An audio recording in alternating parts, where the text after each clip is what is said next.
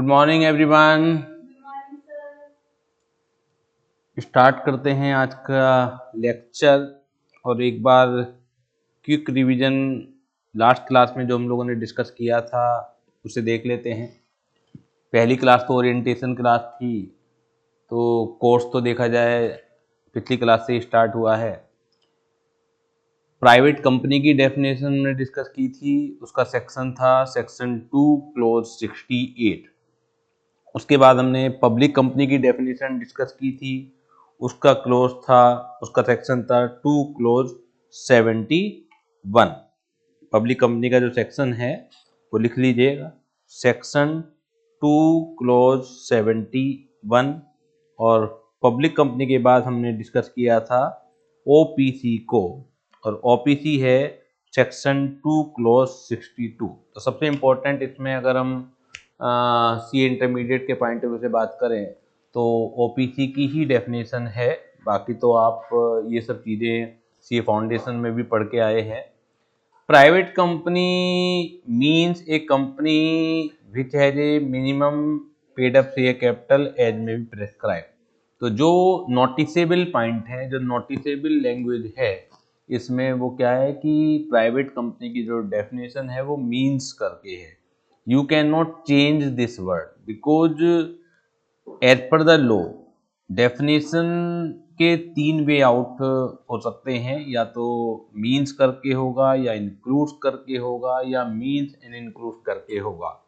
आप जहाँ मीन्स है आप उसे सब्स्टिट्यूट इंक्लूड से या मीन्स एंड इंक्लूड से नहीं कर सकते हैं, क्योंकि इनका इंटरप्रिटेशन ही चेंज हो जाएगा। बच्चे काफ़ी डाउटेड रहते हैं, सस्पिशियस रहते हैं कि क्या सर हमें वर्ड टू वर्ड याद करना पड़ेगा। मैं ये नहीं कह रहा हूँ, लेकिन आप उन शब्दों को बिल्कुल भी चेंज नहीं कर पाएंगे, पाप हो जाएगा, नंबर नहीं आएंगे अगर जो कीवर्ड का रोल अदा कर रहे हैं। तो यहाँ पर जो वर्ड है वो मीन्स है, तो आप इसे चेंज नहीं कर सकते।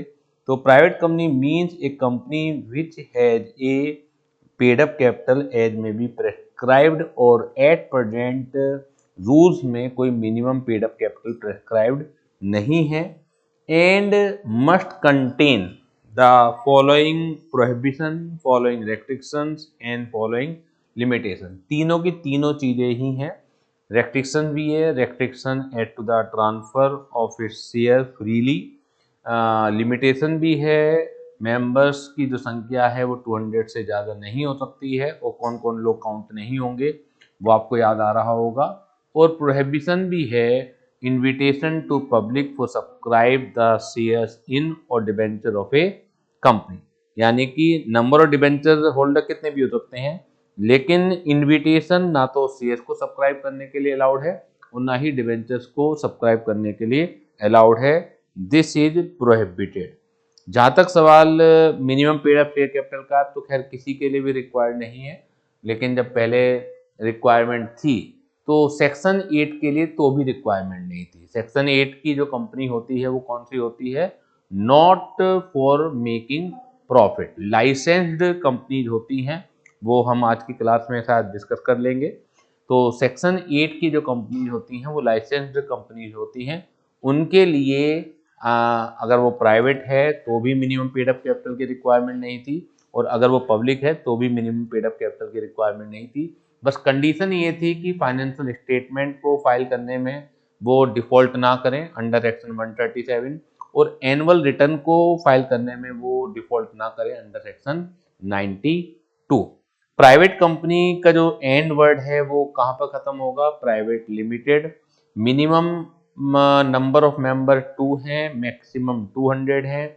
नंबर ऑफ डायरेक्टर मिनिमम 2 हैं प्राइवेट कंपनी के अंदर। क्लियर है? जहां तक सवाल प्राइवेट कंपनी का पब्लिक कंपनी में कन्वर्ट होने का है, by passing SR and amendment in article of association you can convert it.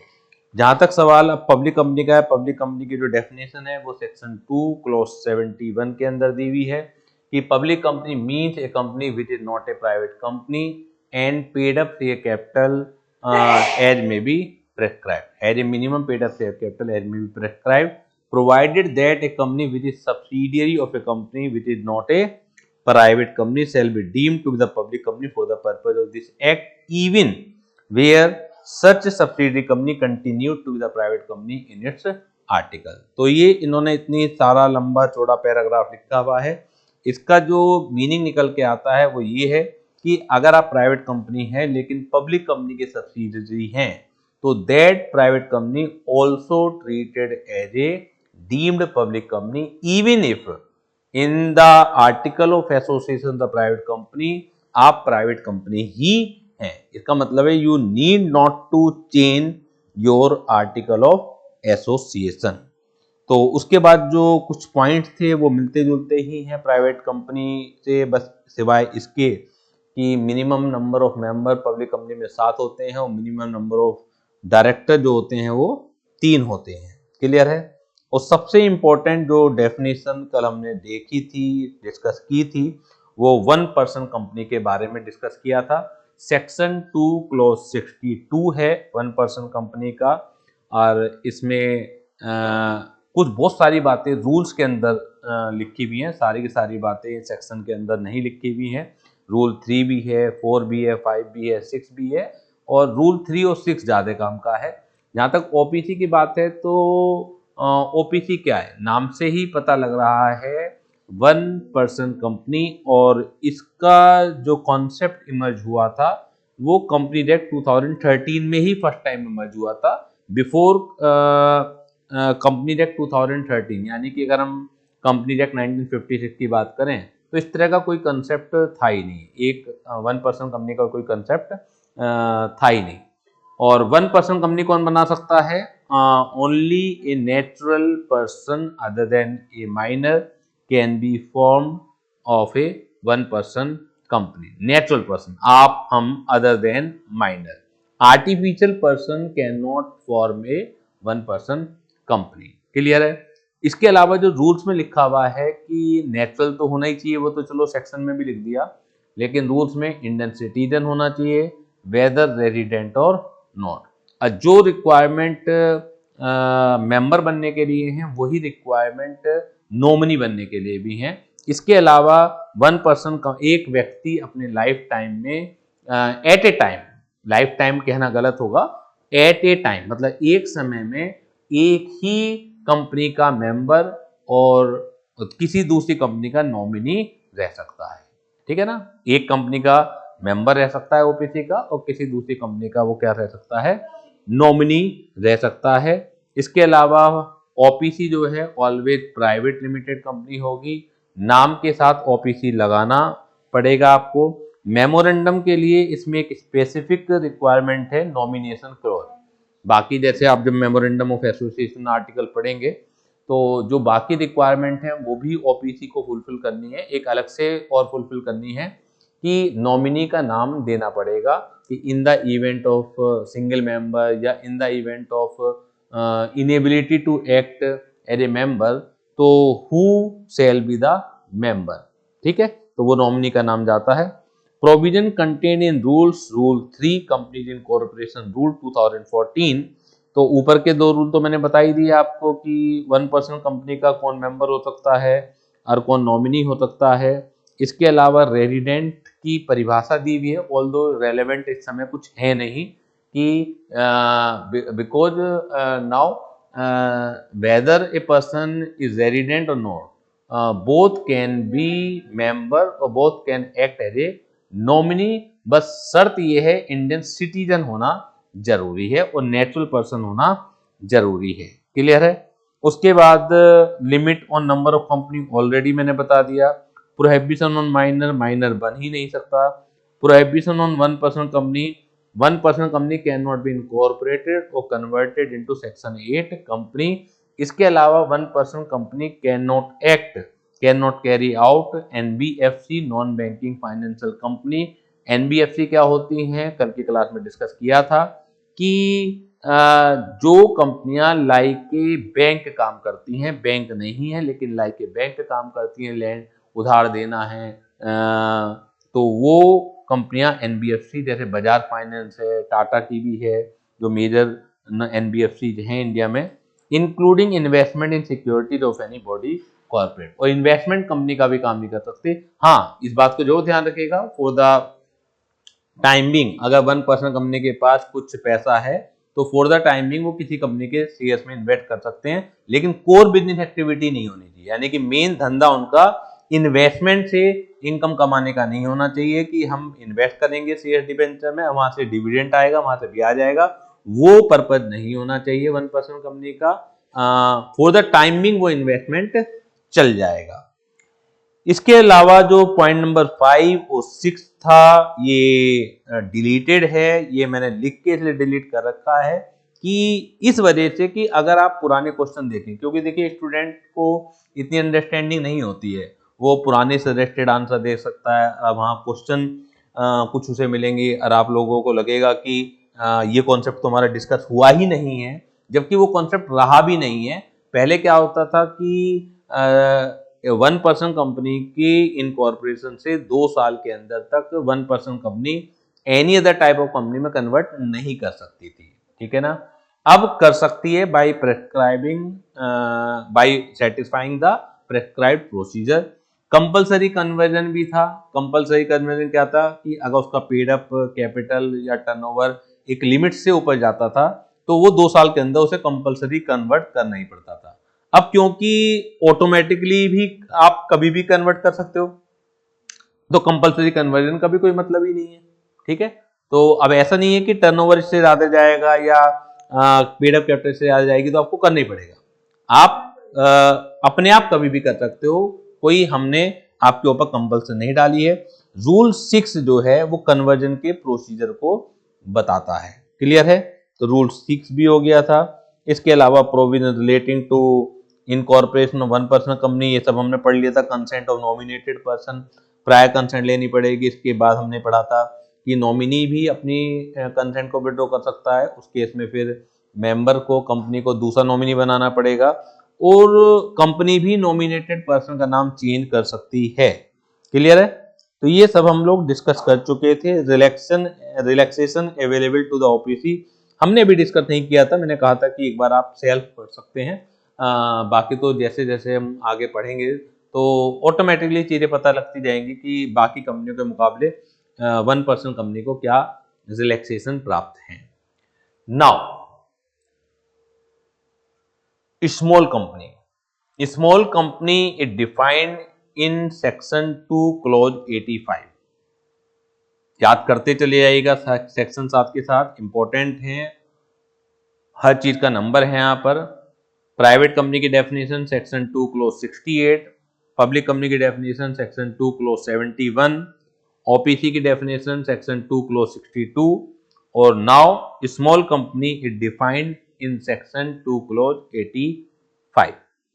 Small company means a company other than a public company. तो यहां पर भी स्मॉल कंपनी कहां से स्टार्ट हुई है आपकी? मीन्स डेफिनेशन है other than a public company. It means small company will always be A private company. अगर आप पब्लिक कंपनी हैं तो स्मॉल हो ही नहीं सकते हैं, ठीक है ना।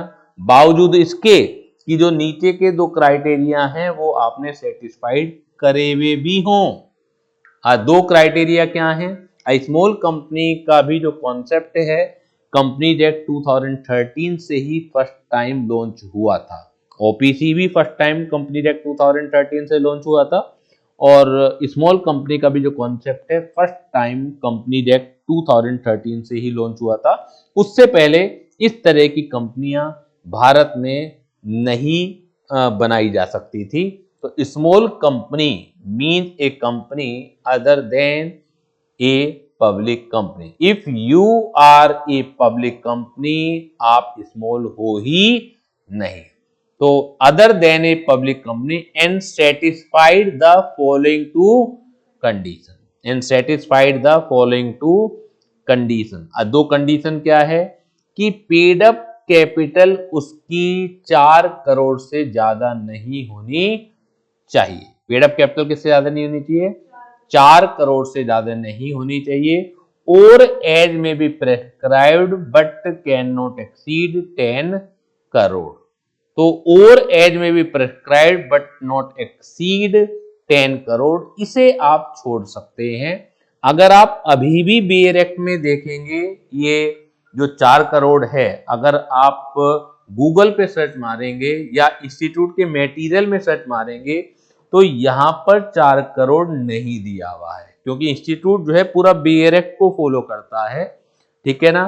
तो अलग अलग समय पर ये अलग अलग लिमिट थी, लेकिन शुरुआत से ही प्रेस्क्राइब्ड क्या कर रखी थी, 10 करोड़। इसका क्या मतलब है कि देखिए, आप स्मॉल हैं या नहीं है, इतना तो आप समझते ही हैं कि शायद स्मॉल कंपनी का जो कॉन्सेप्ट है, कुछ छोटी मोटी कंपनियों को एक भारी भरकम कंपनी एक्ट के प्रोविजन से बचाने के लिए इन्होंने कॉन्सेप्ट बनाया है, तभी तो इन्होंने डिफाइन दी है। हम तभी तो आपको बाकी कंपनियों से अलग कर रहे हैं, तो हमें कुछ आपको सुविधाएं देनी होंगी। अभी आप ओपीसी पढ़ के आए तो ओपीसी में भी रिलैक्सेशन थे, वो हमने पढ़े नहीं है, अलग बात है। तो ऐसी स्मॉल कंपनी में भी रिलैक्सेशन होंगे। तो आइडेंटिफिकेशन जरूरी है कि स्मॉल है क्या। स्मॉल जो भी है समय के साथ साथ चेंज भी होगा, ठीक है। तो पहले स्मॉल कंपनी की डेफिनेशन कुछ और थी, अब कुछ और है, हो सकता है 2 साल के बाद कुछ और हो जाए। लेकिन जैसा मैंने कल की क्लास में भी बताया था कि गवर्नमेंट ज्यादा से ज्यादा पावर अपने पास रखना चाहती है, बिकॉज कोई भी चीज पार्लियामेंट में पास कराना पसीने छूटने के बराबर है। यानी कि आज से आपको शुरू करेंगे, 10 साल उसे लग जाते हैं पार्लियामेंट से। आप जो ऑब्जेक्टिव लेके चले थे आज की तारीख में, वो 10 साल में चेंज ही हो जाएगा। तो गवर्नमेंट ने जिस समय ये कॉन्सेप्ट बनाया 2013 में, उस समय जो पेड अप कैपिटल थी वो 40 लाख के आधार पर थी कि 40 लाख से ज्यादा नहीं होनी चाहिए, और एज में भी prescribe but not exceed 4 crore. इसका क्या मतलब है कि गवर्नमेंट को समय समय पर अगर चेंज करना हुआ, जैसे 2013 में बात कर रहा हूं 40 लाख थी, 40 लाख से 12-13 सालों में बढ़कर ये 4 करोड़ हो गई है, ठीक है ना। तो 10 करोड़ तक जा सकती है। इसका मतलब है कि कल को अगर 2027-28 में गवर्नमेंट को लगता है कि 4 करोड़ भी बहुत ज्यादा अमाउंट रही नहीं है, हमें तो 6 करोड़ कर देते हैं, तो रात को वो ऑर्डिनेंस लाएंगे, रात को वो प्रोविजन लाएंगे, सुबह सुबह एप्लीकेबल हो जाएगा। इसके लिए पार्लियामेंट जाने की जरूरत नहीं है। लेकिन अगर कल को गवर्नमेंट को 10 करोड़ की जगह 12 करोड़ करना पड़ा तो उन्हें ये चीज पहले पार्लियामेंट के सामने दोबारा से रखनी पड़ेगी, ठीक है। अब मैं क्या बात कर रहा हूं कि अगर आप इंस्टीट्यूट के मटेरियल में भी देखेंगे तो क्योंकि बेयर एक्ट में तो ये 4 करोड़ है ही नहीं, बेयर एक्ट में तो 4 करोड़ है नहीं, लेकिन प्रेजेंटली प्रेस्क्राइब क्या है, 4 करोड़ है। तो आपको यूज वो 4 करोड़ ही करना है। लेकिन इंस्टीट्यूट ने भी क्या कर रखा है, बेयर एक्ट लिख रखा है। अब फिर अगर उसे पूरा डिटेलिंग में पढ़ेंगे तो नीचे वो प्रेस्क्राइब भी लिख रखा है कि now this limit is prescribed as 4 crore. तो ये मैंने इसलिए समझा दिया है कि कहीं आप कंफ्यूजन में ना पड़े, और आपको एक्ट या किताबें या इंस्टीट्यूट का मटेरियल पढ़ना भी आना चाहिए। मैनी टाइम्स ऐसा होता है कि अगर आपको वो मटेरियल पढ़ना नहीं आता, जरूरी है, लेकिन पढ़ना नहीं आता, जब आप पढ़ना शुरू करते हैं आप इंटरेस्ट लूज कर देते हैं, क्योंकि आपको लगता है कि ये तो कुछ समझ ही नहीं आ रहा है, ठीक है ना। तो वो इंटरेस्ट लूज ना करें, आपको पता लग जाए कि हाँ ये लिमिट जो है प्रेस्क्रिप्शन की वजह से, प्रेस्क्राइब्ड होने की वजह से 4 करोड़ है, अदरवाइज ये अभी भी बेयर एक्ट में कम लिखी हुई है, ठीक है। एंड तो हमें यूज यही करना है कि paid up capital of which does not exceed 4 crore और सच हायर अमाउंट एज में prescribe but does not exceed 10 crore. तो इसे छोड़ भी सकते हो, और सच हायर अमाउंट, क्योंकि फिलहाल तो सच हायर अमाउंट ये तो गवर्नमेंट के पास पावर है। बेयर एक्ट में मुझे इस समय ध्यान नहीं है, क्योंकि इतनी सारी चीजें याद करने की होती हैं, तो एग्जैक्टली इस समय बेयर एक्ट में तो जो ओरिजिनल लैंग्वेज रही होगी वो लिखी होगी या उन्होंने चेंज किया होगा, लेकिन फिलहाल प्रेस्क्राइब क्या है वो 4 करोड़ है, ठीक है। ये भी मुझे इसलिए ध्यान है क्योंकि हमें तो बेयर एक्ट भी पढ़ना है, रूल भी पढ़ने हैं, इंस्टीट्यूट का मटेरियल भी कंसल्ट करना है।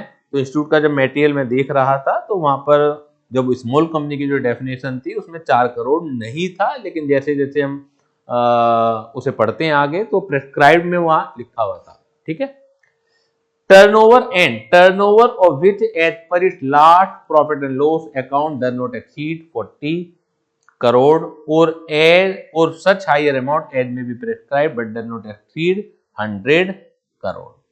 हमें जो याद रखना है वो क्या रखना है कि small company means a company which is not A public company and which has a paid up share capital not exceeding 4 crore and turnover of which not exceeding 40 crore और such higher amount as may prescribe को आप छोड़ सकते हैं। और आगे provided that nothing in this clause shall apply to, यानी कि अगर आप होल्डिंग कंपनी है, सब्सिडरी कंपनी है, तो भी आप स्मॉल नहीं हो सकते। बावजूद इसके होल्डिंग या सब्सिडरी क्या है वो हम अगली क्लास में पढ़ लेंगे, आज तो नहीं हम डिस्कस करेंगे, लेकिन मोटा मोटी आपको फाउंडेशन में भी आपने पढ़ा हुआ ही है कि एक कंपनी अगर दूसरी कंपनी के मोर देन 50% शेयर की मालिक है तो जो कंपनी शेयर लेती है वो होल्डिंग होती है, जिस कंपनी के शेयर लिए जाते हैं वो क्या होती है, सब्सिडी होती है। तो अगर आप प्राइवेट कंपनी हैं भी, अगर आप क्योंकि पब्लिक है तो आप स्मॉल हो ही नहीं, कोई सूरत ही नहीं बनती कि आप स्मॉल कंपनी में कैटेगराइज हो जाएं if you are a public company, but if you are a private company but you are holding of another company तो भी आप स्मॉल कंपनी नहीं मानी जाएंगी। If you are a private company and subsidiary of another company तो भी आप small company की कैटेगरी में नहीं आएंगे। रीजन साफ है गवर्नमेंट का कि आप स्मॉल हैं, हम आपको कुछ रिलैक्सेशन दे रहे हैं, स्मॉल हैं लेकिन आप किसी को होल्ड भी कर रहे हैं तो हम आपको स्मॉल नहीं मानते, आपको कोई रिलैक्सेशन देने की जरूरत नहीं है। अब आपका क्वेश्चन आएगा सर चलो होल्डिंग में तो समझ में आता है, सब्सिडरी में ये है कि आपके ऊपर किसी और का हाथ है, किसी बड़े आदमी का हाथ है, तो भी आपको रिलैक्सेशन देने की कोई रिक्वायरमेंट नहीं है। और अगर आप एक ऐसी कंपनी है जो रजिस्टर्ड अंडर एक्शन 8 है तो भी आप स्मॉल नहीं हैं। और अगर आप कोई कंपनी या बॉडी कॉर्पोरेटेड हैं govern by any special act तो भी आप स्मॉल कंपनी नहीं माने जाएंगे। क्लियर है? सेक्शन 285 नेक्स्ट सेक्शन है, ऑल्दो सीरीज के हिसाब से ये सेक्शन हमारे कोर्स का पार्ट नहीं है, सेक्शन 464 और द कंपनीज एक्ट, लेकिन जैसे मैंने पहले भी बताया कि सेक्शन 1 से लेकर 148 तक हमारा बिल्कुल सीरीज कंटिन्यूसली हमारे कोर्स का पार्ट है। लेकिन उसके बाद कुछ सेक्शन 300 वाली सीरीज है फॉरेन कंपनी का, वो भी हमारे कोर्स का पार्ट है। और प्लस लास्ट में जाके एक सेक्शन 464 है, ये भी कभी कभार पूछ लिया जाता है और पता होना चाहिए। सेक्शन 464 इलीगल एसोसिएशन इसका टाइटल है और ये पार्टनरशिप में भी आप कई मर्तबा सुनते हैं कि एक पार्टनरशिप में 100 से ज्यादा या 50 से ज्यादा पार्टनर नहीं हो सकते हैं, ठीक है ना। 50 है प्रेजेंटली लिमिट, ये मैं बता दूं आपको। लेकिन अगर हम एक्ट की बात करेंगे, भाई आपके सामने बेयर एक्ट है तो आप देखेंगे कि यहाँ पर 100 लिखा हुआ है, ठीक है। तो वो 50 कैसे हुआ है? तो जो इंडियन पार्टनरशिप एक्ट में हम लोग पढ़ते हैं कि 50 पार्टनर से ज्यादा नहीं हो सकते जब तक कि आप रजिस्ट्रेशन अपना कंपनी एक्ट में ना करा लें।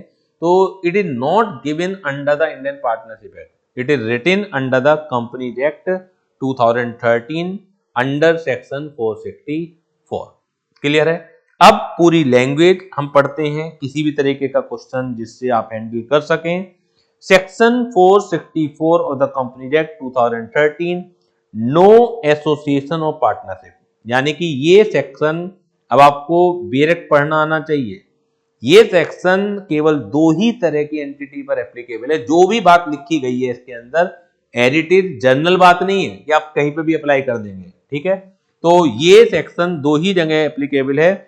If you are an association, तो ये सेक्शन जो बात कह रहा है वो आपको माननी पड़ेगी। If you are covered under the partnership, तो ये सेक्शन जो कह रहा है वो बात माननी पड़ेगी आपको। अभी मैं इसको एलोबरेट करता हूं। No association partnership consisting of more than such number of person as may be prescribe, यानी कि किसी भी एसोसिएशन में और पार्टनरशिप में उतने नंबर से ज्यादा नहीं रह सकते जो कि प्रेस्क्राइब्ड है। तो प्रेस्क्राइब्ड का मतलब है कि रूल्स में दिया हुआ होगा, एक्ट में नहीं दिया हुआ। shall be formed for the purpose of carrying on any business that has for its object the acquisition of gain by the association or partnership or by the individual member thereof, unless it is registered as a company under this act or is formed under any other law for the time being in force, provided that number of persons which shall be prescribed, which may be prescribed under this section shall not exceed 100। तो इन्होंने act के अंदर सिर्फ इतना लिखा हुआ है कि इस सेक्शन में प्रेस्क्राइब्ड की गई संख्या 100 से ज्यादा नहीं हो सकती, लेकिन इसका मतलब ये नहीं है कि सेंट्रल गवर्नमेंट ने 100 प्रेस्क्राइब कर रखे हैं। प्रेजेंटली प्रेस्क्राइब लिमिट क्या है आपकी 50। प्रेजेंटली क्या है, प्रेजेंटली लिमिट प्रेस्क्राइब क्या है, ये 50। तो जो हम इंडियन पार्टनरशिप एक्ट के अंदर पढ़ते हैं कि 50 पार्टनर से ज्यादा नहीं हो सकते हैं, वो बिकॉज ऑफ सेक्शन 464 और द कंपनी एक्ट की वजह से हमें पढ़ना पड़ता है। क्लियर है। अब इसको आप पोस्टमार्टम करते हैं। पोस्टमार्टम में सबसे पहले पोस्टमार्टम क्वेश्चन घुमा के, क्योंकि बच्चों को ये मोटा मोटी लैंग्वेज याद रह जाती है और हम ये कॉन्सेप्ट किस कॉन्सेप्ट पर इंस्टीट्यूट क्वेश्चन फ्रेम कर रहा है वो हम ध्यान नहीं देते। अगर आप 50 से ज्यादा भी हैं, हमें ये तो याद हो जाता है कि 50 से ज्यादा होंगे तो आप इलीगल हैं, लेकिन ऑलवेज आप इलीगल नहीं हैं। अगर आप पार्टनरशिप बना भी रहे हैं, अगर आप एसोसिएशन बना भी रहे हैं, लेकिन the purpose of which does not include the acquisition of gain, यानी कि अगर आपका पर्पज बिजनेस करना नहीं है। देखिए, अगर आप पार्टनरशिप बना रहे हैं तो वैसे भी संभव नहीं है, क्योंकि अगर डेफिनेशन इंडियन पार्टनरशिप एक्ट की सेक्शन 4 की आप देखें तो वहां पर भी carrying on business important element है। अगर वहां पर भी आप बिजनेस कैरी ऑन नहीं कर रहे हैं तो वो वैसे भी एक्ट के हिसाब से पार्टनरशिप नहीं मानी जाती। क्लियर है। लेकिन अगर आप एक एसोसिएशन है और आपका पर्पज एक्विजिशन ऑफ गेन नहीं है, तो आपके एसोसिएशन में 50 से ज्यादा लोग रह सकते हैं without registration under the companies act. Clear है। ये सेक्शन तभी लगेगा इफ यू आर मतलब the purpose of which is to acquire some gain, the purpose of which to carry on some business. Clear है। अभी जब हम सेक्शन 8 की कंपनी पढ़ेंगे, नॉट फॉर मेकिंग प्रॉफिट, तो उनको लाइसेंस ही तब दिया जाता है जब उनका पर्पज बिजनेस करना नहीं होता। पर्पज नहीं होता इसका मतलब ये नहीं है कि वो गेन करते नहीं है। पर्पज ना होने का, मंदिर है, जितने भी चैरिटेबल संस्थाएं हैं, उनका पर्पज गेन करना नहीं होता, लेकिन सबसे ज्यादा इंडिया में गेन भी वही करते हैं, ये भी आपको पता है। तो पर्पज ना होना एक अलग चीज है और एक्चुअल में गेन हो रहा है या लॉस हो रहा है वो एक अलग चीज है। मैं आपसे पूछता हूं कि कई बार बच्चे कंफ्यूज हो जाते हैं कि गेन करना पर्पज नहीं है तो कहने गेन नहीं होता। जिन लोगों का पर्पज गेन करना है तो क्या वो बिजनेस सभी गेन करते हैं क्या? वो लॉस में भी जाते हैं। तो पर्पज नहीं होना चाहिए, आप चाहे प्रॉफिट कमा रहे हैं चाहे नहीं कमा रहे हैं। अब एक थोड़ा सा लीक से हटके मैं बताता हूं, उसका एकेडमिकली कोई इंपॉर्टेंट रोल नहीं है, लेकिन आप सी इंटर में हैं, अब आपकी जर्नी आगे सी फाइनल तक जाएगी, उसके बाद आप प्रैक्टिकल लाइफ में क्लाइंट को आप एडवाइस करेंगे। तो लो अगर आपको उस लेवल का नहीं आता कि आप एडवाइस कर सकें तो फिर डिग्री का कोई मतलब नहीं है। और ये जो मैं घटना बता रहा हूं ये एक्चुअल में हो चुकी है। अगर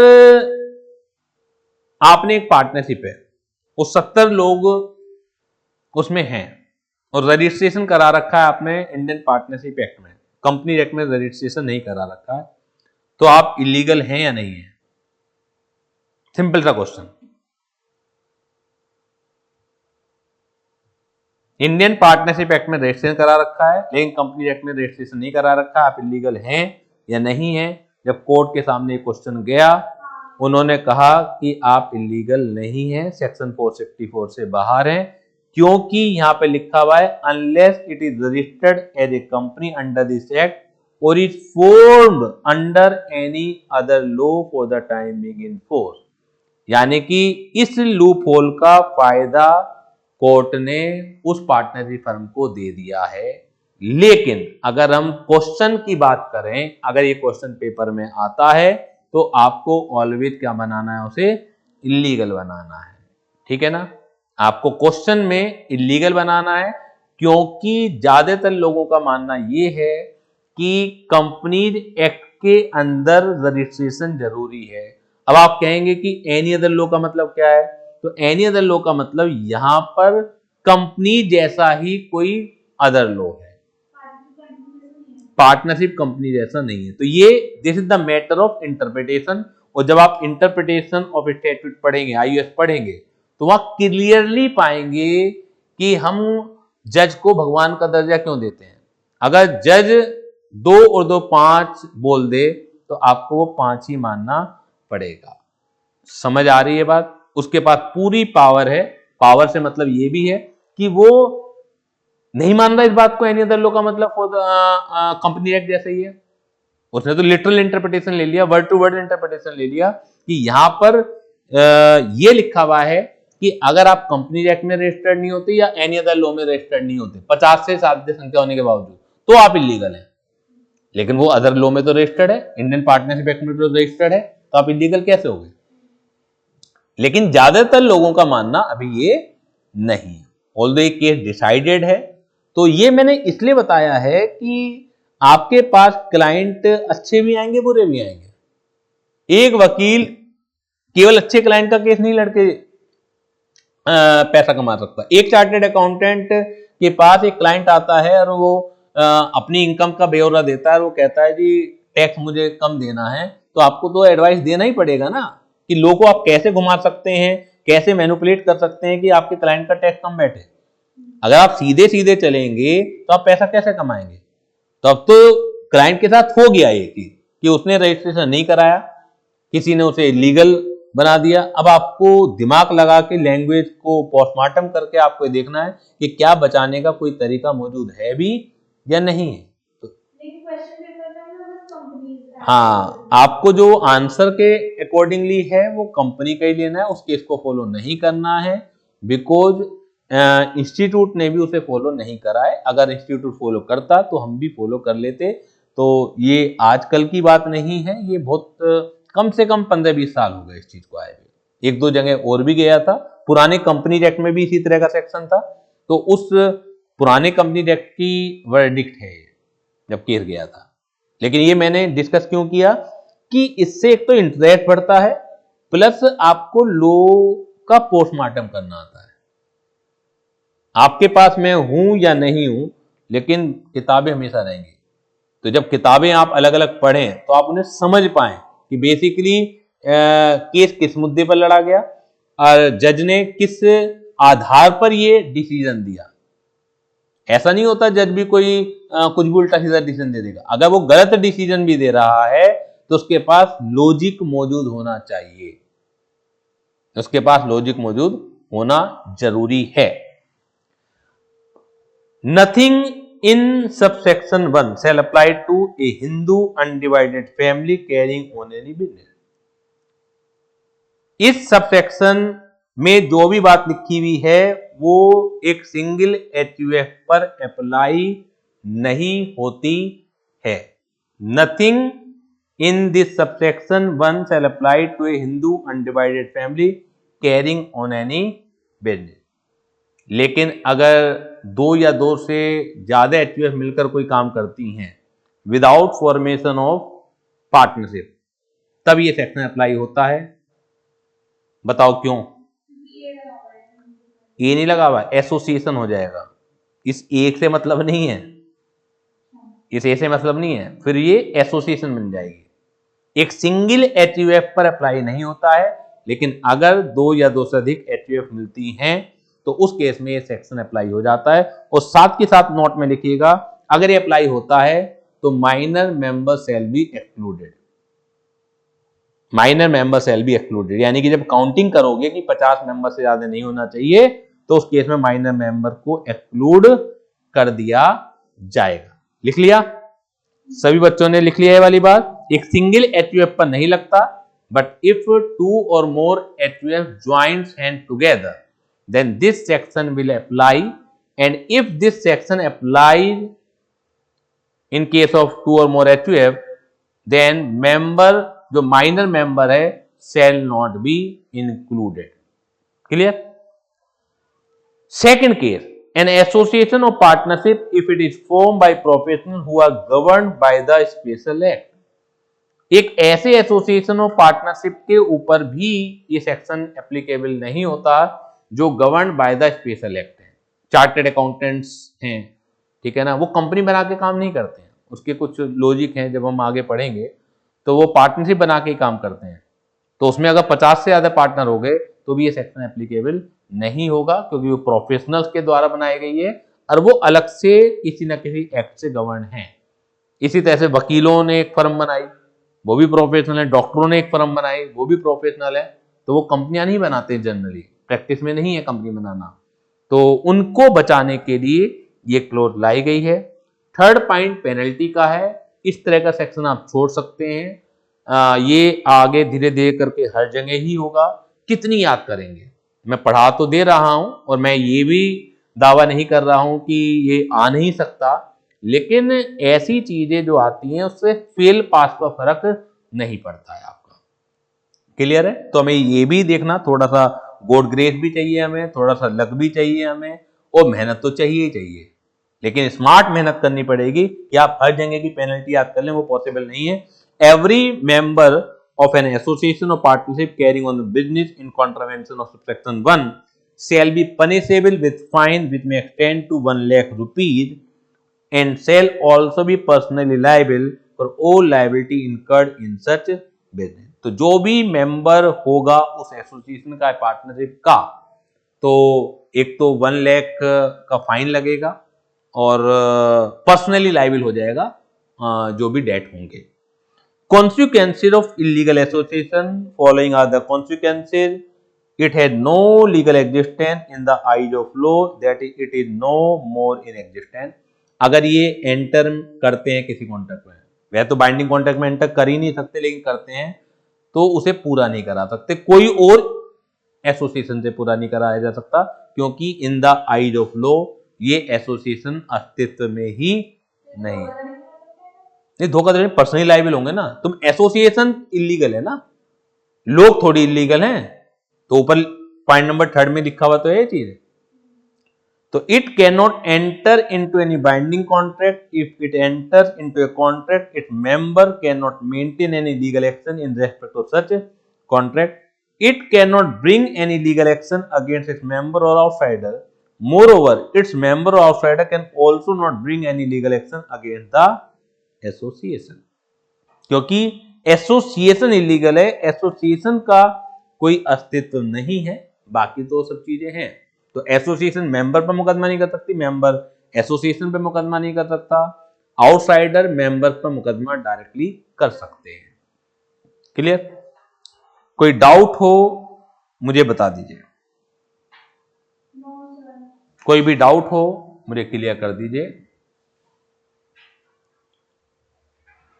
कोई डाउट तो नहीं है यहां तक?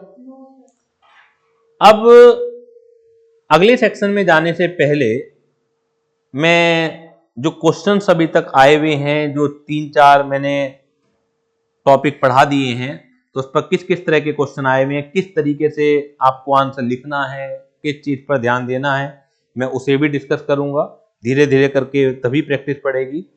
जहां तक प्राइवेट कंपनी की डेफिनेशन पर क्वेश्चन है, सिंपल है, कोई इतना दिक्कत नहीं है। ABC limited was registered as a public company, there were 245 member in the company. एक तो मैंने काइंड्स ऑफ द कंपनी में ना टॉपिक वाइज क्वेश्चन बांट दिए, प्राइवेट कंपनी के बिल्कुल अलग कर दिए, सेक्शन 8 कंपनी के अलग कर दिए, स्मॉल कंपनी के, जिससे जो जो टॉपिक आप पढ़ते चले आए उसके क्वेश्चन आपको बार बार छांट लेना पड़े, एक सीरीज में देख लें। तो 245 मेंबर्स हैं in the company, their details are as follow, director and their relative 190 हैं, ये तो काउंट होंगे। एम्प्लॉय 15 है, ये काउंट नहीं होंगे। Ex employ shares were allotted when they were employ, नहीं काउंट होंगे। अदर्स इंक्लूडिंग 10 ज्वाइंट होल्डर, तो ये 10 काउंट होंगे। The board of directors of the company proposed to convert it into a private company, advise whether reduction in the number of members is necessary for the conversion. तो basically ये private company के limitation of member से question है, और उस बात से question है कि कौन कौन काउंट होगा, कौन कौन काउंट नहीं होगा। तो पहले पूरा पूरा कॉन्सेप्ट आप समझा के आएंगे। पूरी प्राइवेट कंपनी नहीं समझानी है कि restrict the transfer of share if any, prohibit the invitation to the public to purchase share और डिबेंचर, ये इन दो पॉइंटों से क्वेश्चन है ही नहीं। लिमिटेशन टू मेंबर से है, तो उसे आप समझा के आएंगे कि private company means a company which has a minimum paid up capital as may prescribed and by its article the apply the following restriction limitation, और as per the definition private company के जो members हैं can not exceed 200, however in counting 200 the following members can not be counted, a joint holder is counted as 1। तो अब उसके बाद अपने case study को आपको जोड़ेंगे और फिर काउंट करके बताएंगे कि 190 काउंट होंगे, 15 एम्प्लॉय वो काउंट नहीं होंगे, 20 एक्स एम्प्लॉय वो काउंट नहीं होंगे, ज्वाइंट होल्डर 10 काउंट होंगे। तो टोटल बैठे 200, जो कि ज्यादा नहीं है। तो अगर ये बोर्ड ऑफ डायरेक्टर इसे प्राइवेट कंपनी में बदलना चाह रहे हैं, क्योंकि अभी तो ये पब्लिक कंपनी थी, तो बदल सकते हैं वो by fulfilling the condition, by satisfying the procedure. तो क्या उसके बाद उन्हें नंबर ऑफ मेंबर घटाने की जरूरत है? नहीं घटाने की जरूरत है, क्योंकि 200 तो अलाउड है। इसी तरीके से क्वेश्चन नंबर 2 मई 22 का है, 6 नंबर का है, तो ये भी आप कर सकते हैं। मैं यहां नहीं पढ़ा रहा हूं, तो जो जो मुझे जरूरत पड़ेगी मैं वो डिस्कस करूंगा यहां पर। सेक्शन 8 कंपनी अभी हमने किया ही नहीं है।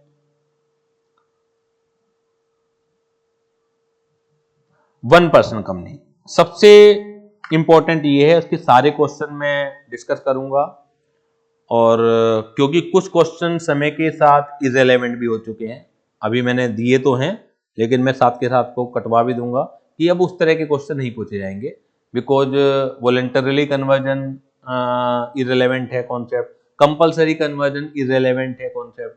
तो पूछेंगे तो डायरेक्ट पूछेंगे कि आपसे क्या कन्वर्ट कर सकते हैं, नहीं कर सकते हो, क्या प्रोसीजर है, लेकिन वो लिमिट दे के नहीं पूछेंगे अब आपसे, क्योंकि उनका कोई मतलब नहीं है।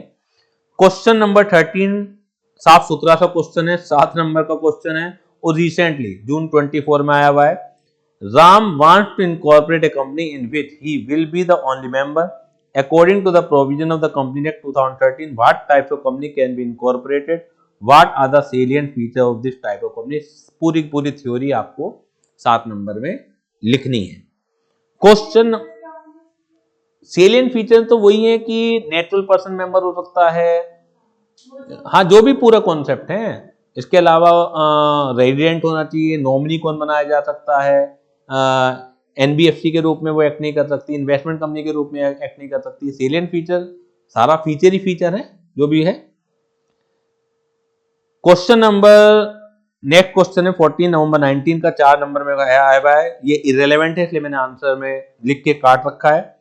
Mister Anil formed A one person company on 16 April 2018 for manufacturing electric car. The turnover of the OPC for the financial year ended 31 March 2019 was about 2.25 crore. His friend Sunil wanted to invest in his OPC, so they decided to convert it voluntarily into a private company. Can Anil do so?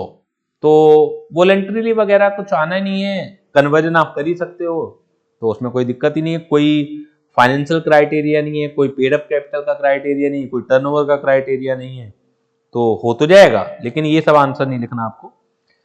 Next देखिएगा question number 15 दिसंबर 21, 3 number का है। C N Indian citizen and resident of India formed Ekta readymade garment OPC private limited as one person company on 1 April 2018 with his wife Mrs Jyoti as nominee. The authorised and paid up share capital of the company 35 lakh. He got in touch with a ready-made garment buyer and was expecting to receive a substantial order by August 2020 where final delivery will be completed by December 2020. To expand the production capacity, they decided to invest additional capital of 10 lakh in plant and machinery. As a result, the company authorized and paid up share capital is now 45 lakh. ये भी कहीं ना कहीं पुराने concept से related है, क्योंकि वहां पर कुछ केसेस में अगर पेड अप कैपिटल एक लिमिट से ज्यादा हो जाती थी या टर्नओवर, तो उसमें कंपलसरी कन्वर्जन करना पड़ता था। ठीक है। Promoter of the company seeks to advise considering the case and referring the provision of the Companies Act advise who is eligible to act as a member of OPC। तो ये तो direct question पूछ लिया, नहीं who is eligible, 26 की बात नहीं कर रहे, तो ही है। ये तो आपसे पूछ रहे हैं नेचुरल पर्सन होना चाहिए, रेजिडेंट होना चाहिए, सिटीजन होना चाहिए, ये वो चीज पूछ रहे हैं। Whether Ekta Readymade Garment OPC Private Limited can convert into any other kind of company as on December 1st, 2020? Yes, कर सकते हो आप, ठीक है ना। और if the company increased its paid up share capital by 30 lakh in August 2019, can it be converted in any other kind of company immediately? तो immediately की जरूरत नहीं है, मतलब पहले हुआ करता था कंपलसरी कन्वर्जन का, अब तो क्या है कि कर तो सकते हो, जब ऊपर वाले के बी में कर सकते हो तो सी में भी कर सकते हो, लेकिन इमीडिएटली वर्ड की जरूरत नहीं है। तो अवेयर क्वेश्चन ये इस तरह पूछा भी नहीं जाएगा। ठीक है। नेक्स्ट क्वेश्चन में 18 का डायरेक्ट क्वेश्चन है, define OPC and state the rules regarding it's membership, can it be converted into a non profit company under section 8 और ए प्राइवेट कंपनी। तो non profit company under section 8 में तो convert नहीं हो सकती, हाँ जनरल प्राइवेट कंपनी में convert हो सकती है। वैसे तो ओपीसी भी एक पार्ट ऑफ प्राइवेट कंपनी है, लेकिन जो जनरल प्राइवेट कंपनी है तो उनमें भी कन्वर्जन हो सकता है following the procedure. Naveen incorporated a 1 person company making his sister Navita a nominee. Navita is living India permanently due to her marriage abroad. Due to this fact, she is withdrawing her consent of nomination the said 1 person company. Taking into consideration the provision of the Companies Act, answer the question given below.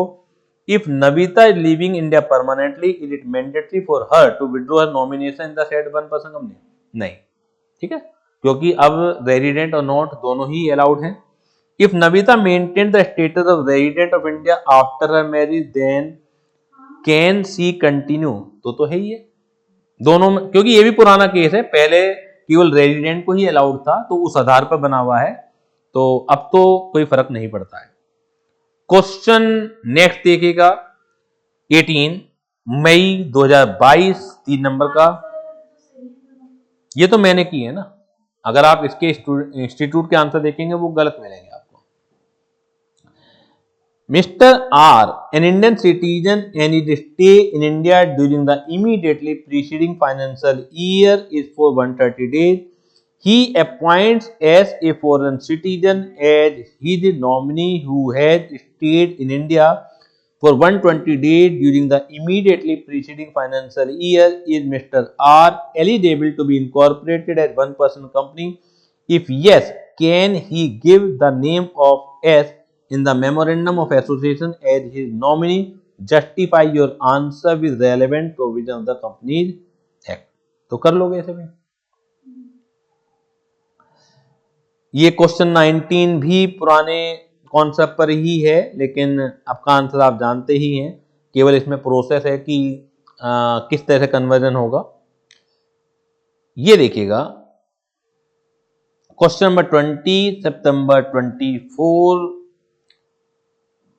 ये question है और पिछले साल ही आया हुआ है, जब से सीए इंटरमीडिएट का सिलेबस चेंज हुआ है, फाउंडेशन का भी चेंज हुआ है, सीए इंटरमीडिएट का भी सितंबर 24 से ही पेपर का जो लेवल है इन्होंने अलग करना स्टार्ट कर दिया। लेकिन ये जो आंसर दिया हुआ है मैंने जानबूझ के इंस्टीट्यूट वाला दिया हुआ है और मैं सहमत नहीं हूँ, ये आंसर बिल्कुल गलत है। ठीक है, फिर भी मैंने दिया है कि आप में से कोई अगर इसे सही सिद्ध कर पाए तो मैं, और विद लॉजिक, तो मैं बिल्कुल वेलकम करूंगा उसके आंसर का। लेकिन जितनी बार भी मैं पढ़ता हूं मुझे गलत ही नजर आता है ये answer.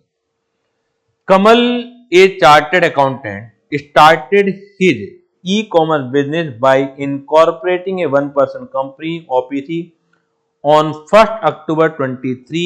He, being a sole member of the OPC, named his brother Sudhakar with his consent as his nominee in the memorandum of association of OPC. Now Kamal intends to replace Sudhakar and to nominate any one of the following shortlisted friend as nominee with effect from 1st January 2024.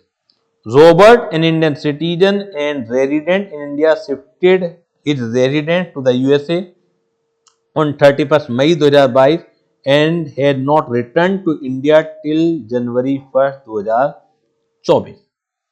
आप 1 अक्टूबर 2024 को 23 को मेरे ख्याल से आपने बनाई और nominee को आप चाहते हो जो दूसरा नॉमिनी बदलना 1 जनवरी 2024 को चाहते हो। तो रॉबर्ट एक Indian citizen resident in India है, उसने अपना रेजिडेंट यूएसए में शिफ्ट कर लिया था 31 मई 2022 और 1 जनवरी 2024 तक वो लौट के नहीं आया। इट मींस वो नॉन रेजिडेंट है क्योंकि प्रीवियस ईयर में वो नहीं 120 दिन है।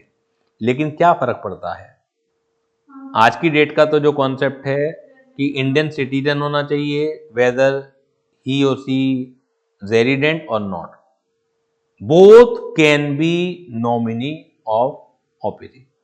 लेकिन इंस्टीट्यूट ने आंसर वो रेजिडेंट के हिसाब से दिया है और उसे मना कर दिया है। इंस्टीट्यूट ने अल्टरनेट आंसर दिए, दोनों ही गलत हैं। Dinkar, N Indian citizen and non resident in India, came for employment in India on 1 April 23 and have been continuously staying in India since then. तो एक जो पहला आंसर है रॉबर्ट को मना कर रखा है, दिनकर को अलाउ कर रखा है, और जो अल्टरनेटिव आंसर है उसमें रॉबर्ट को भी मना कर रखा है और दिनकर को भी मना कर रखा है। लेकिन both answer as per my opinion ये गलत आंसर हैं, ठीक है ना, इनकरेक्ट आंसर हैं। मेरे हिसाब से दोनों के दोनों ही अलाउ हो जाने चाहिए। जानबूझ के मैं आपके सामने डिस्कस कर रहा हूं, मैं चाहता तो मैं बदल के आपको दे भी सकता था, लेकिन ऐसी कुछ गलतियां हैं कई बार स्टूडेंट को वो फेस करनी पड़ती है क्योंकि जो कॉपियां चेक होंगी वो तो सजेस्टेड आंसर चेक होंगी। जो कॉपी चेक करने वाला है उसका अपना माइंड काम नहीं करेगा। जो इंस्टीट्यूट ने आंसर बना के दिए हैं अगर उससे मैच कर रहा है तो सही माना जाएगा, अगर उससे मैच नहीं कर रहा तो सही नहीं माना जाएगा। अब आप ये कह सकते हैं कि सर इसमें क्या करें हम, मैं स्पीचलेस हूँ। इस तरह की घटनाओं को आप छोड़कर ही चलें, ऐसा नहीं है कि बार बार होगा। बच्चे ये पूछते हैं सर ये क्वेश्चन दोबारा आ गया तो क्या करेंगे, बस ऊपर वाले से उम्मीद यही की जा सकती है कि इस बार इंस्टीट्यूट सही आंसर देगा। सर अगर गलत दे दिया तो मैं क्या कर सकता हूँ, मेरे पास कोई तरीका इसका नहीं है। बाकी मैंने मेरी ओपिनियन के हिसाब से क्या आंसर है, हाँ अगर आपको किसी भी तरीके से लगता है कि आंसर ये ठीक है तो आप मुझे लॉजिकली आप सेटिस्फाइड कर दीजिए तो मैं अपनी गलती मान सकता हूं। नेक्स्ट क्वेश्चन देखिएगा, नवंबर 2020, mister Raja along with his family member is running successfully a trading business. He is capable of developing his idea and participating in the marketplace. To achieve this, Mr. Raja formed a single person economic activity in the form of one person company with his brother Mr. King as its nominee. On 4th May 2020, Mr. King withdrew his consent as nominee of one person company. Can he do so under the provision of the Companies Act? Examine whether the following individuals are eligible being nominated as nominee of the one person company as on 5th May 20 under the above said act. Mr. Syam, son of Raja, who is 15 years old as on 5th May 2020, क्योंकि ये minor है, minor can not be a member or can not be a nominee, ठीक है। Miss Devaki, an Indian citizen, sister of Mr. Raja, stay in Dubai and India. She stayed in India during the period from 2nd January 2019 to 16th August 2019. Thereafter she left for Dubai and stayed there. तो ये दिन गिनने का कोई जरूरत ही नहीं है, minor नहीं हो सकता। और mister Ashok Indian citizen resident in India who is presently member of A 1 person company. तो इसमें वो वाला कॉन्सेप्ट लग रहा है कि अशोक एक ओपीसी में मेंबर है, अब इसमें हम बनाना चाह रहे हैं नॉमिनी, तो पॉसिबल है, ठीक है, राइट। तो ये this is the end of question on OPC. एक हमने स्मॉल कंपनी की भी डेफिनेशन देख ली है और एक इलीगल एसोसिएशन भी हमने देख लिया है, लेकिन इलीगल एसोसिएशन पे तो कोई क्वेश्चन आए हुए हैं नहीं। स्मॉल कंपनी के आप खुद ही देख लीजिएगा, कोई ऐसा फंसा हुआ क्वेश्चन नहीं है कि जो आप ना पहचान सकें, है ना। ये 4, 5, 6 क्वेश्चन हैं, लेकिन इसमें भी समय समय पर, जैसे मैंने बताया, एक क्वेश्चन नंबर 33 है, ये ओपीसी का, ये गलत आ गया यहाँ पर। तो ओपीसी भी मैं पढ़ा ही चुका हूँ आपको, कन्वर्जन का है कि कन्वर्जन करना है तो कैसे करना है पुराने मेथड पर ही, तो इसलिए आंसर मैंने काट दिया है कि वॉलंटरली कन्वर्जन और कंपल्सरी कन्वर्जन जब हुआ करते थे। क्लियर? चलिए अब आगे बढ़ते हैं हम। काइंड ऑफ कंपनी चैप्टर चल रहा है। सेक्शन 8 को करने से पहले कुछ मैं आज छोटे छोटे से सेक्शन आपको कराना चाह रहा हूं।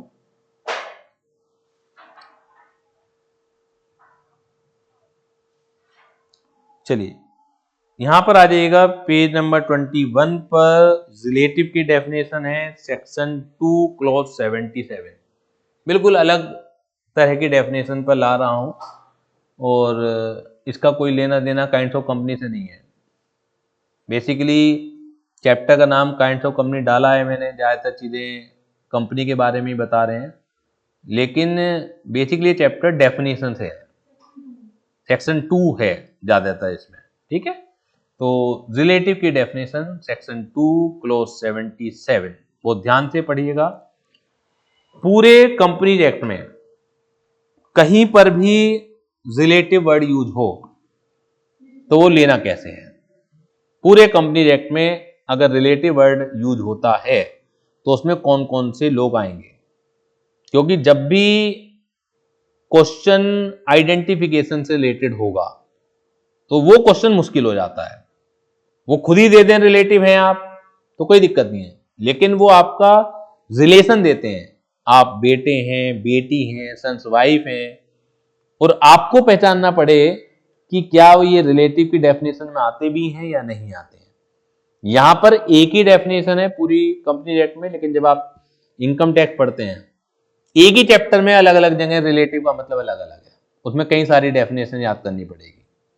यहां पर पूरे कंपनी एक्ट में एक ही डेफिनेशन है, because it is given in section 2। Income tax जब हम पढ़ते हैं, अभी शुरू ही किया है हमने, तो जैसे जैसे आगे बढ़ेंगे तो आप देखेंगे अलग अलग जगह अलग अलग पर्पज के लिए अलग अलग डेफिनेशन गिवन है। फिलहाल हम कंपनी एक्ट की बात करते हैं। Section 2 clause 77, relative with reference to any person means anyone who is related to another if they are member of a Hindu undivided family. If you are the member of a Hindu undivided family then every member is related to each other। बात खत्म, हमें कुछ बात ही नहीं करनी। They are husband and wife, हमें बात ही नहीं करनी है। अगर वो husband and wife है तो भी वो रिलेटिव है। मजेदार बात थर्ड पॉइंट में है, one person is related to the other in such manner as may be prescribed। अगर आप HUF के मेंबर हैं, आप सब एक दूसरे के रिलेटिव मान लिए जाएंगे।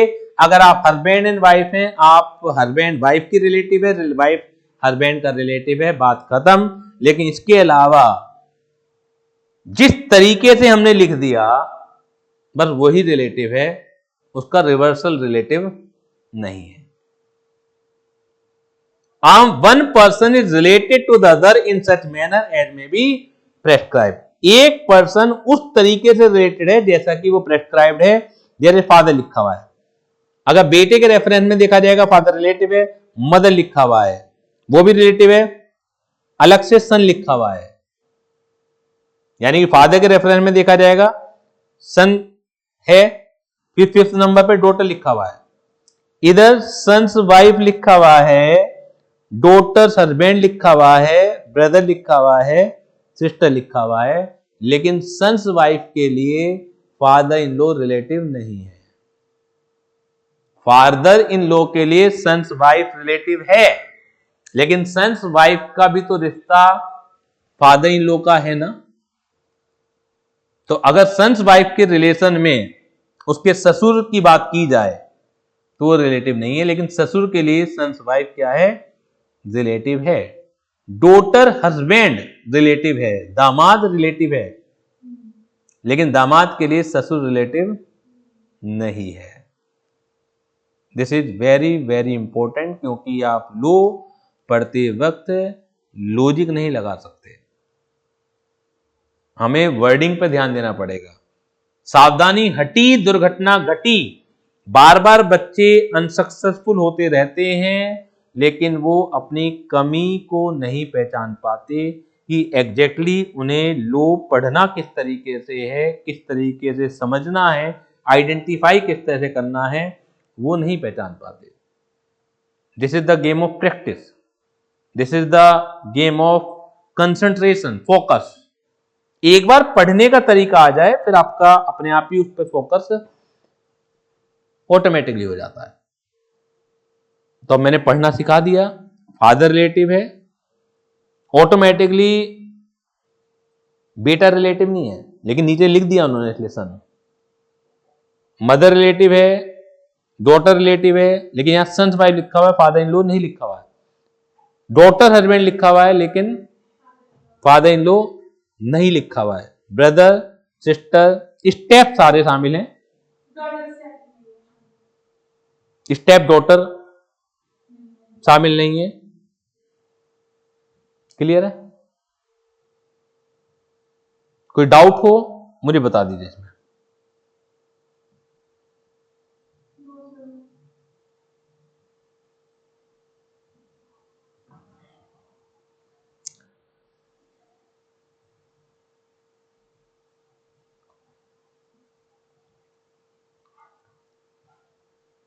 छोटी छोटी डेफिनेशन, कई बार हम पे उतना समय नहीं होगा कि हम बड़ा कोई कॉन्सेप्ट पकड़ पाए, तो उस केस में छोटी छोटी डेफिनेशन इंपॉर्टेंट हो जाती हैं।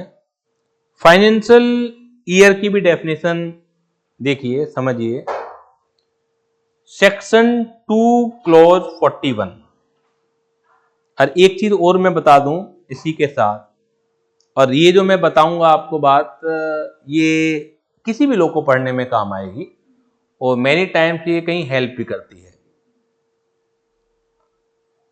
सेक्शन 2 की जो क्लोजेज हैं वो अल्फाबेटिकल होती हैं, ना केवल कंपनी एक्ट में बल्कि किसी भी एक्ट में। जैसे आपने पहले पढ़ी private company, private company section था 268, पब्लिक कंपनी 271, ओपीसी बताइए क्या सेक्शन था, 2 क्लोज 62। स्मॉल कंपनी का क्या था बताइए,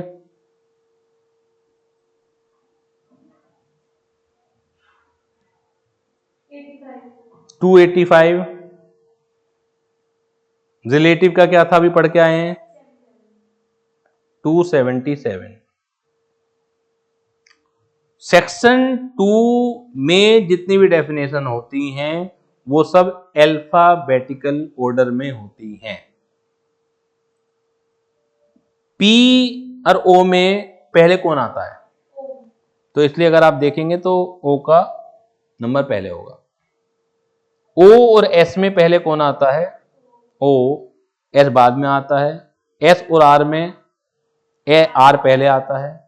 तो ये वहां हेल्प करेगा कि अगर आपको क्लोजेड नंबर याद तो हैं लेकिन अदला बदली हो रही है आपकी, यार एक 77 था, एक 85 था, एक रिलेटिव में था, एक स्मॉल कंपनी में था, ये पक्के तौर से याद तो होना चाहिए आपको, लेकिन अदला बदली हो रही है, तो अदला बदली को आप विद कॉन्फिडेंस पक्का कर पाएंगे कि एस और आर में, क्योंकि आर पहले है तो 77 इसी का होगा और एस बाद में है तो उसका 85 होगा। ये केवल सिर्फ यहां की बात नहीं है, ये किसी भी एक्ट में सेक्शन 2 की बात है, सब अल्फाबेटिकल ऑर्डर में चलते हैं। ये होता ही है, जरूरी ऐसा कुछ नहीं है गवर्नमेंट ना लिखे तो आप क्या कर लोगे, लेकिन एक पैटर्न तो बनाया ही जाता है ना। आप किसी होटल में जाएं या हॉस्पिटल में जाएं, वहां कमरा नंबर 202 है, तो ऐसा नहीं होता कि 202 रूम नंबर होते हैं। वहां पे क्या मतलब सेकंड फ्लोर होगा, पहला जो वर्ड होता है, पहला जो लेटर होता है वो फ्लोर को रिप्रेजेंट करता है, ठीक है। नहीं भी बनाओगे तो आप कर क्या लोगे, ऐसा थोड़ी सब में फॉलो होती है। तो इन जनरल में बता रहा हूं आपको, नियम कुछ नहीं है कि ऐसा कोई संविधान में ऐसा लिखा हुआ है, लेकिन पैटर्न को ये फॉलो किया जाता है। Financial year section 2 clause 41 companies act 2013 जब से आया है तो एक यूनिफॉर्म फाइनेंशियल ईयर कंपनियों को मिल गया है। Before companies act 2013 uniform financial year नहीं था। बड़ी सरप्राइजिंग बात लगेगी आपको, लेकिन ये हकीकत है। अब यूनिफॉर्म फाइनेंशियल ईयर है 1 अप्रैल टू 31 मार्च, जो कि हर कंपनी को अडॉप्ट करना है। लेकिन फर्स्ट फाइनेंशियल ईयर की अगर बात करें कि अगर कंपनी इनकॉर्पोरेट, ऐसा तो है नहीं कि 1 अप्रैल को ही हो जाएगी, तो financial year in relation to any company or a body corporate mean the period ending on the 31st day of March every year and where it has been incorporated on or after the first day of January of a year, the period ending on 31st day of March of the following year in respect financial statement of the company or body corporate is made up। यानी कि अगर किसी साल 1 जनवरी या से बाद में incorporate हुई है तो ऐसा नहीं है कि 3 महीने का फाइनेंशियल ईयर रखेंगे हम, फिर अगले से अगले साल जो 31 मार्च खत्म होगी। तो इसका मतलब है कि इन case of a company maximum period, वो भी एक्सेप्शनल तौर पर, पहला फाइनेंशियल ईयर 15 महीने का हो सकता है, और सबसे छोटा फाइनेंशियल ईयर कितना हो सकता है, 3 महीने का। अगर 31 दिसंबर को इनकॉर्पोरेट हुई तो 31 दिसंबर से 31 मार्च, तो उसे 3 महीने का माना जाएगा। समझ आ रही बात? तो मिनिमम पीरियड फाइनेंशियल ईयर का, और वो भी केवल फर्स्ट ईयर के केस में, यानी कि ईयर ऑफ इनकॉर्पोरेशन की वजह से जो मिनिमम फाइनेंशियल ईयर है, यहां लिख लीजिएगा, minimum period of financial year वो है 3 मंथ का, ठीक है, और वो भी केवल फर्स्ट फाइनेंशियल ईयर। और maximum period of financial year क्या है, वो है 15 मंथ का। इससे भी बहुत सारी चीजें आपको रिकवर करने में, रिकॉलिंग करने में मदद मिलेगी। क्योंकि जब आप एलएलपी पढ़ते हैं, एलएलपी आप फाउंडेशन में भी पढ़ के आए हैं, यहाँ पर भी आपको पढ़ने का मौका मिलेगा। तो एलएलपी के केस में financial year, first financial year कुछ अलग तरीके से डिफाइंड है, तो कई बार हम गड़बड़ी कर जाते हैं। तो गड़बड़ी करेंगे और आपको ये याद रहेगा, या मिनिमम सर ने 3 महीने का बताया था, मैक्सिमम 15 महीने का बताया था, तो कौन सी डेट की बात हो सकती है, तो वो 1 जनवरी आपको याद आ जाएगी। क्योंकि एलएलपी पढ़ते हैं तो वहां थोड़ा सा चेंज है। अभी मैं डिस्कस नहीं कर रहा हूं कि कभी गड़बड़ी ना हो जाए, जब लेकिन वहां उसे पढ़ाऊंगा तो मैं इसको जरूर डिस्कस करूंगा। एक एक्सेप्शन है, provided that where a company or a body corporate which is holding or subsidiary or associate company of a company incorporated outside India. अगर आप कंपनी या बॉडी कॉर्पोरेट हैं जो कि होल्डिंग या सब्सिडरी या एसोसिएट कंपनी है एक ऐसी कंपनी की जो कि आउटसाइड इंडिया है, and is required to follow a different financial year for consolidation of its account outside India. और आउटसाइड इंडिया के नियम कुछ अलग है। अब कंसोलिडेशन करने के लिए आपको जरूरी, कंसोलिडेशन का मतलब होता है कि होल्डिंग कंपनी केस में उसे एक कंसोलिडेटेड बैलेंस शीट बनानी होती है, रिक्वायरमेंट है, जिसमें उसकी सारी सब्सिडियरी कंपनी के भी एसेट और लायबिलिटी आए। लेकिन क्योंकि वो आउटसाइड इंडिया रजिस्टर्ड है और आपको कंसोलिडेशन करना है, तो central government may on application made by that company or body corporate in such form and manner as may be prescribed allow any period at its financial year whether or not that period is a year. तो यहां पर ऐसा नहीं है कि वो अपने मनचाहे तरीके से डिफरेंट फाइनेंशियल ईयर अडॉप्ट कर सकती है। सेंट्रल गवर्नमेंट अलाउ कर सकती है अगर वो कंपनी अप्लाई करेगी। हाँ, जो इंडिया वाली है, बाहर की को क्यों एप्लीकेशन देनी पड़ेगी। क्लियर है? कोई भी डाउट हो मुझे डिस्कस कर लीजिए, कोई भी डाउट हो, यहां तक कोई भी डाउट हो डिस्कस कर लीजिए।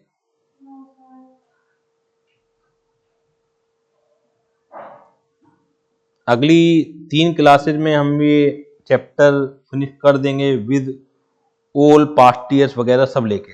अब किस तरह लिखना है करना है, क्योंकि ये चैप्टर आपका फाउंडेशन में भी हो ही चुका है, लेकिन फिर भी मैं ये बिल्कुल मान के नहीं चल रहा हूँ कि फाउंडेशन में आपने बहुत ज़्यादा कुछ किया हुआ है। एक एक चीज़ मैं शुरुआत से इस चैप्टर की लेके चल रहा हूँ। कोई डाउट हो, प्रॉब्लम हो, अभी डिस्कस कर लीजिए। नहीं है तो आज की क्लास को मैं यहीं पर फिनिश करता हूँ। कल की क्लास में हम कुछ एक डेफिनेशन सेक्शन 8 की है, होल्डिंग सब्सिडरी है, वो हम डिस्कस करेंगे। ये सेक्शन 8 भी बड़ी इंपॉर्टेंट है, कई बार क्वेश्चन आ जाते हैं। और कुछ एक प्रोविजन फाउंडेशन में आपने नहीं पढ़े हैं, वो अब यहाँ पढ़ने के लिए मिलेंगे। होल्डिंग सब्सिडरी में ऐसा कोई नया नहीं है, जो आपने फाउंडेशन में पढ़ा है उसी को हमें रिवाइज करना है। लेकिन गवर्नमेंट कंपनी है, फॉरेन कंपनी है, वहां से डेप्थ में जाके क्वेश्चन आ जाते हैं, जो हम फाउंडेशन में नहीं डिस्कस करते उतनी डेप्थ में, तो वहां से डेप्थ में क्वेश्चन आ जाते हैं। और वैसे भी मैंने बताया है कि पिछले 2 अटेम्प्ट से, यानी कि सितंबर और मई से, इस चैप्टर से अभी कुछ भी नहीं पूछा गया है पिछले 2 अटेम्प्ट से। तो उम्मीद है कि आने वाला जनवरी फिर मई में इस चैप्टर से अगेन दोबारा से पूछा जाएगा। तो ये जो शुरू के 2-3 चैप्टर हैं, क्योंकि फाउंडेशन में भी है, इनकॉर्पोरेशन कंपनी फाउंडेशन में भी, मेमोरेंडम का आधा पार्ट फाउंडेशन में भी है, तो यहाँ से चांसेज थोड़ा सा कम रहते हैं। इसके अलावा जितने भी चैप्टर हैं, कोई चैप्टर स्किप नहीं होगा। ईच एंड एवरी चैप्टर से क्वेश्चन आपको मिलना ही मिलना है। क्लियर? तो अभी ये थोड़ा सा हनीमून पीरियड चल रहा है, अभी बैच शुरू ही हुआ है, तो इतना प्रेशर नहीं है। आगे वो प्रेशर बढ़ता चला जाएगा। तो इसी संदेश के साथ आज का लेक्चर मैं समाप्त करता हूँ। Thank you very much.